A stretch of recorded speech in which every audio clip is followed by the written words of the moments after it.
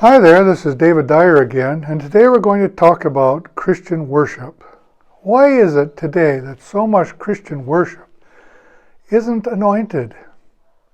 There's a lot of emotion, there's a lot of noise, there's a lot of activity going on. Maybe there are lights, maybe there's smoke, maybe it's loud, maybe it's got a rhythm, but it never gets off the ground. It doesn't really soar. It isn't anointed. Why is this? This is because the source is from the earth. The source is human. It's something man made up for God. It comes from the human mind, it comes from the human soul, but as such, it is rejected by God. I'm remembering Cain and his offering. He worked the ground, he planted vegetables, and so when the time came to worship God, he offered what he had, what he produced from the ground, something earthly.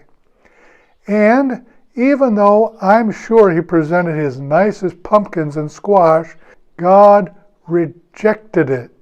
Listen to this. It was rejected because it came from the earth. It's what he could produce himself. True worship has its origin in heaven. It comes from God. It's God who gives the music. It's God who gives the words. And that worship is anointed. The worship that human beings present to God is rejected. It doesn't matter how fast the music gets. It never takes off the ground. It doesn't have wings. It doesn't fly. It's earthbound because its origin is from the earth. That which is born of the flesh is flesh. And today's music, much of today's music they call worship, is born of the flesh. It comes from man. It doesn't fly. It never will. And it's rejected by God because its source is of the earth. It's human. We need to be intimate with God, repenting from our sins, repenting from whatever is keeping us from His presence, and receive worship from Him. Jesus taught us we should worship God in spirit and in truth. Anything that is in the spirit has to have its origin in the Spirit of God, something from heaven.